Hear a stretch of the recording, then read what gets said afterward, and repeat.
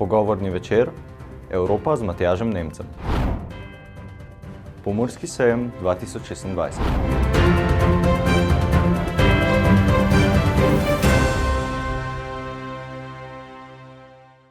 Drage gledalke in gledalci, lepo pozdravljeni v tokratni oddaji Dogodki. Pomurski sejem 2026. V Murski Soboti je potekal pogovorni večer Evropa z Matjažem Nemcem, ki ga je gostil poslanec Evropskega parlamenta iz vrst socialistov in demokratov. Evropa z Matjažem Nemcem v Murski Soboti je bil pogovorni večer namenjen razpravi o vlogi Evropske unije v lokalnem in regionalnem razvoju. Udeleženci so se z evropskim poslancem Matjažem Nemcem pogovarjali o kohezijskih sredstvih, investicijah, čezmejnem sodelovanju ter pomenu povezovanja Pomurja z državno in evropsko ravnjo. Dogodek je ponudil priložnost za odprt dialog in izmenjavo pogledov med predstavniki politike in lokalnega okolja. Ja, pozdravljamo v naši sredini evropskega poslanca Matjaža Nemca. Dejansko bo tekla tudi okrogla miza, kjer odpiramo vprašanja povezav, tako znotraj države, kakor tudi v okviru Evrope, s tem tudi seveda vloga občin, tistih manjših z nekimi svojimi izzivi, kakor tudi mestnih. Od 1.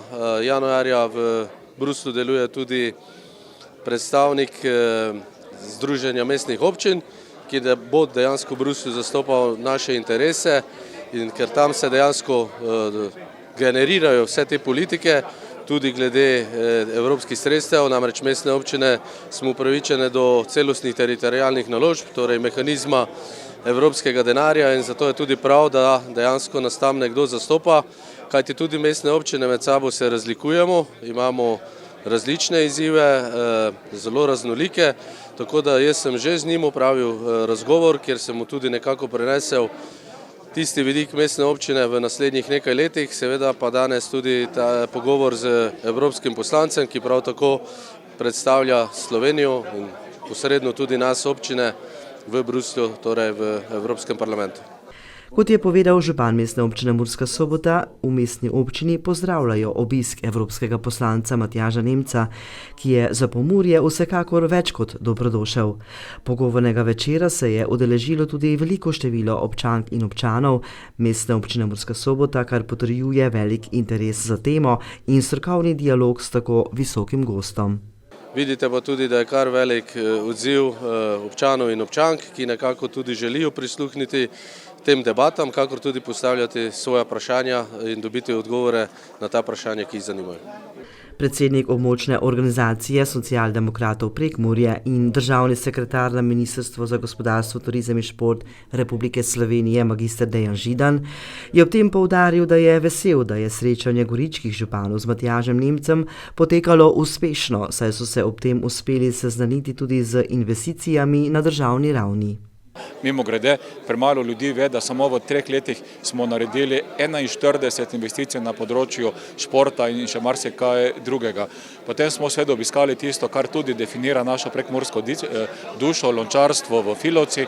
Sedaj pa smo tukaj zato, da nam evropski poslanec pove, kaj se dogaja v Evropski uniji. Mi to beremo, mi to slišimo, ampak sedaj iz prve roke bo verjetno informacija tudi drugačna. Več o tem, kako pomemben je tovrstni obisk evropskega poslanca Matjaža Nemca za mestno občino Murska Sobota, Židan nadaljuje. Murska Sobota ima neposredni stik z evropskim poslancem, ki je izjemno vpliven. On je eden izmed vodij, njega zelo upoštevajo v skupini, ki vodi Evropsko unijo, in prav je, da naše probleme iz Prekmurja pozna tudi v Bruslju. Da se upoštevajo tudi naše specifike, mi smo drugačni, mi smo različni, in ko se Evropa razvija, mora upoštevati tudi takšne regije, kot je Prekmurje. Na vprašanje, zakaj se je odločil poslanec Evropskega parlamenta organizirati pogovorni večer, je odgovoril, da se želi prek pogovora pristneje približati ljudem.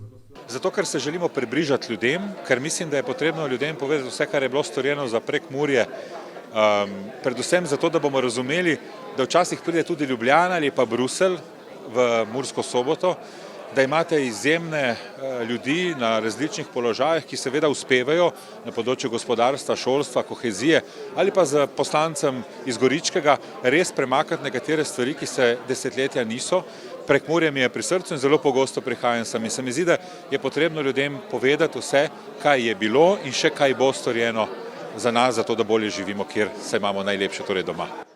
Pogovorni večer je potekal tudi v obliki okrogle mize, na kateri so razpravljali o investicijah v šport, kohezijskih sredstvih, gospodarskem in čezmejnem sodelovanju ter sodelovanju Prekmurja z Ljubljano.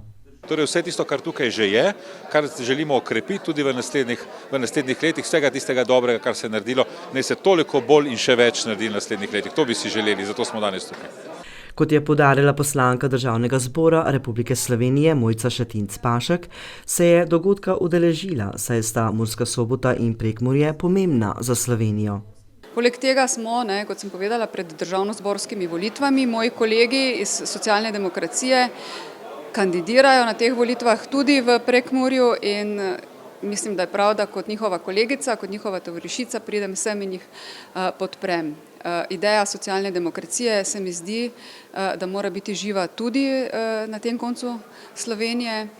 Zakaj se zavzemajo na prihajajočih volitvah, Šetinc Pašek nadaljuje? Da bi zagotovili mir, da bi spoštovali človekove pravice, da bi na nek način pospešili razvoj Slovenije, zato da bi Slovenija postala zares družba, skupnost, blaginje. Na vprašanje, kakšni so njeni vtisi iz Prekmurja, je Šetinc Pašek odgovorila.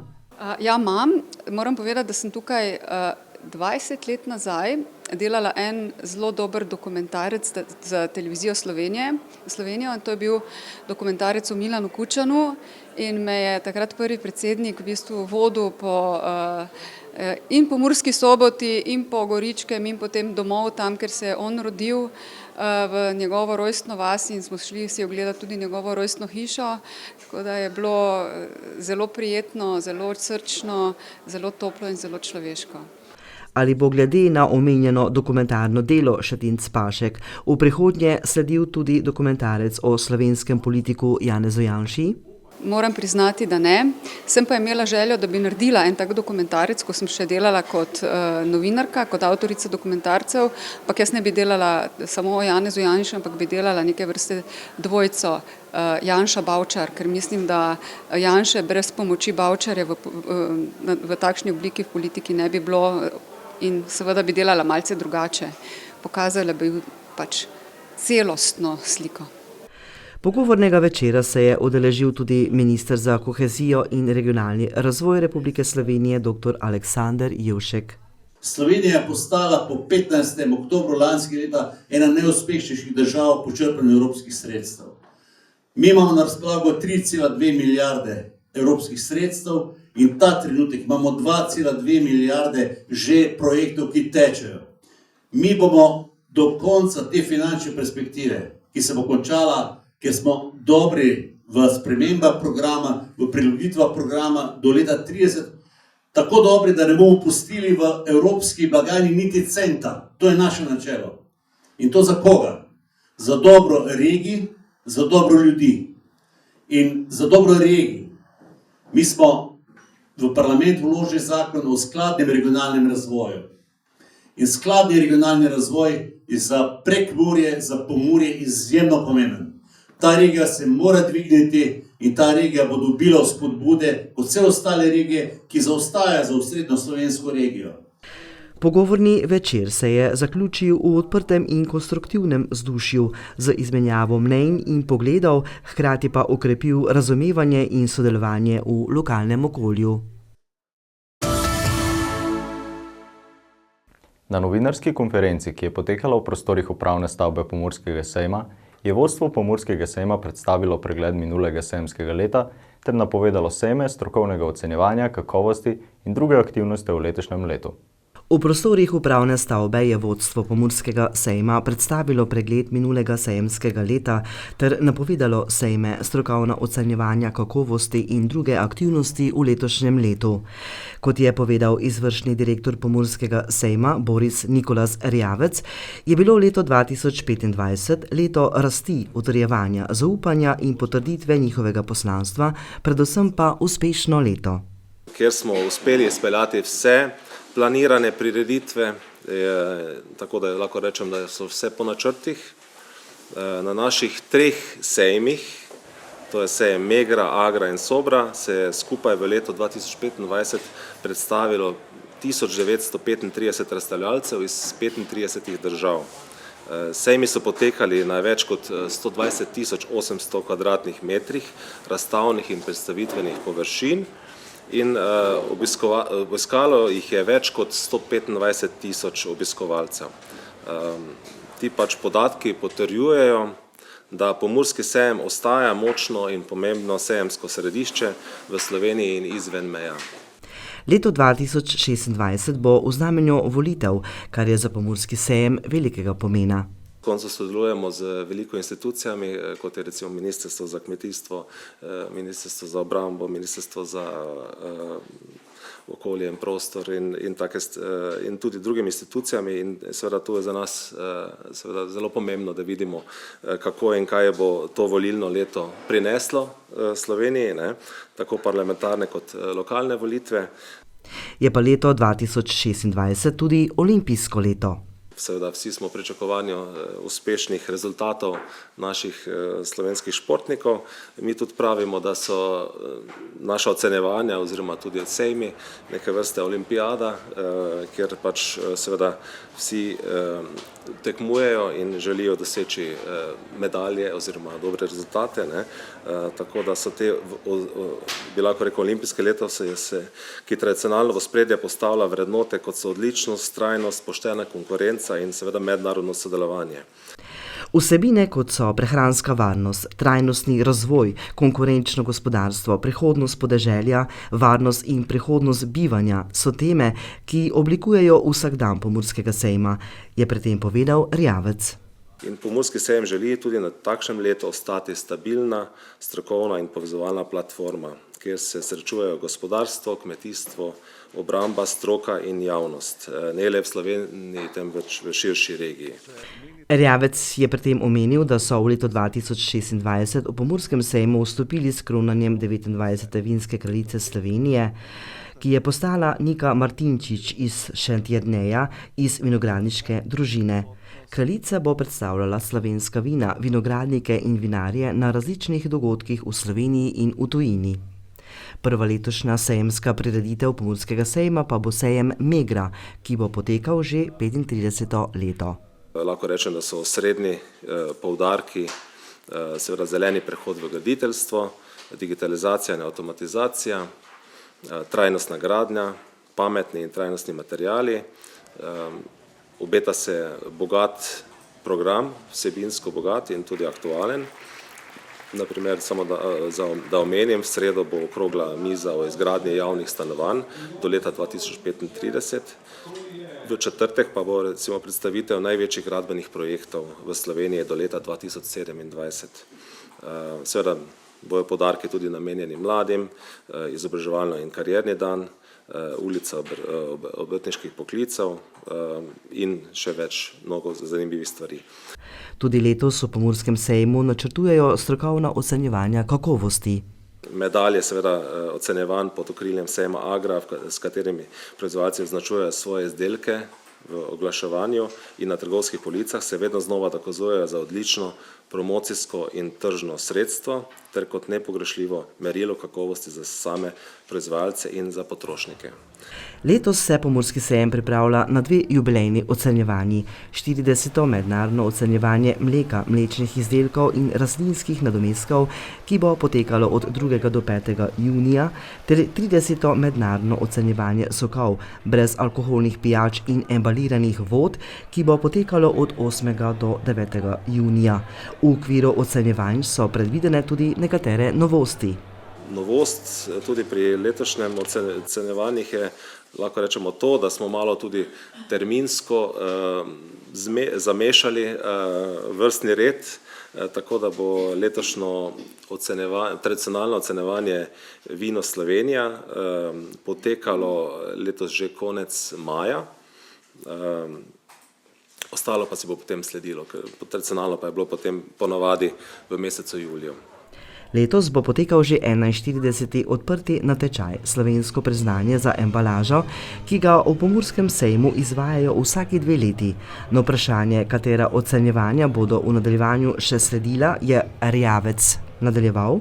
pa potem tudi sledi mednarodno ocenjevanje medu, mednarodno ocenjevanje medenih pijač, kmetijske mehanizacije in opreme, ocenjevanje mesa in mesnih izdelkov in, kot že rečeno, ocenjevanje vino Slovenija in seveda biovin.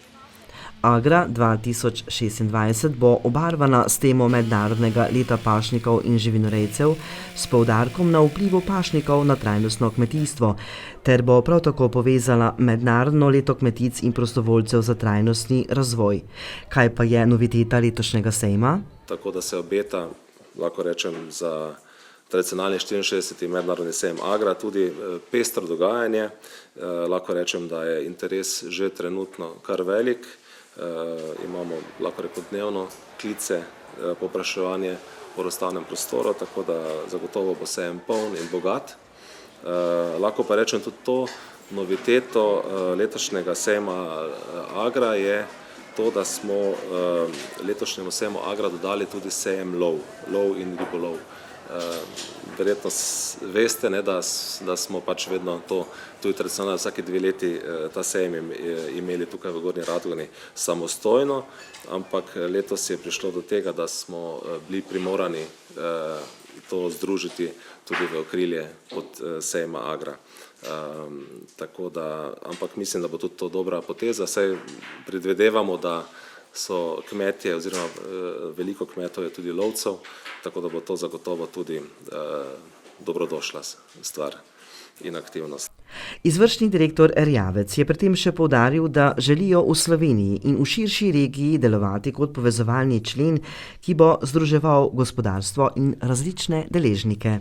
Tako da poleg sejmov lahko rečemo, da tudi seveda Pomurski sejem omogoča najem prostorov za svojo pač infrastrukturo, za različne strokovne dogodke, družabne dogodke, tudi skladiščenje, konec koncev imamo kar v tem zimskem času na domovanju kar nekaj, bi lahko rekel, od čolnov do avtoprikolic in podobno, avtodomov, ki nam zaupajo že leta in leta. Tako da se veseljem pač tukaj pripomoremo in pomagamo.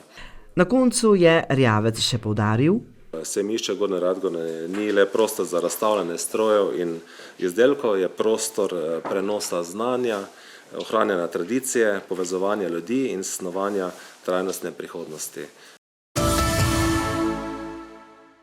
Spomin na holokavst nas vedno znova opominja na pomen človeškega dostojanstva, sočutja in odgovornosti do sočloveka. Preživite lep večer. Lep pozdrav.